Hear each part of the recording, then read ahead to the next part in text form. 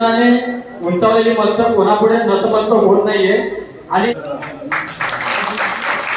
पुन्हा एकदा सांगतो, शिक्षणाने उंचावलेली मस्तक कोणापुढे नतमस्तक होत नाहीये आणि मनुष्य आर्थिक परिस्थितीने गरीब असला तरी चालेल, पण विचाराने श्रीमंत असला पाहिजे. जो माणूस विचाराने गरीब असतो तो काही सगळी गुलामगिरी जन्माला येऊन गुलामगिरीतच मरतो.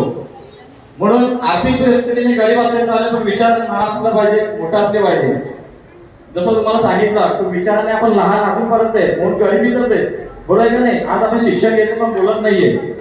जसे आपल्या क्रांतिवीरांनी आजपर्यंत आपल्यासाठी प्राणाची आहुती दिलेली हे आपल्या कुठेतरी विसरत चाललेले, आपली संस्कृती कुठेतरी विसरत चाललेली आहे. म्हणून आजपर्यंत हे कार्यक्रम आपल्याला घ्यायला लागतात.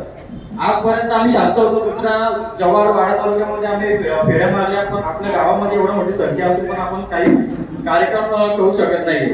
म्हणून आम्ही युवा पिढीने पुढे येऊन काहीतरी विचार केला की नाही, आपल्याला काहीतरी पुढे केलं पाहिजे आपल्या गावासाठी, आपल्या गावातल्या लोकांनी. जसं आपल्या जर आपल्याला बाकीच्या जर सुरुवात झालं तर पहिला आपल्या घरातून सुरुवात करावी लागते.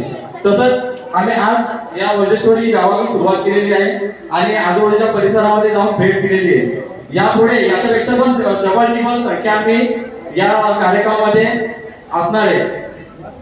म्हणून माझे दोन शब्द संपवतोय. जय जवान जय आदिवासी.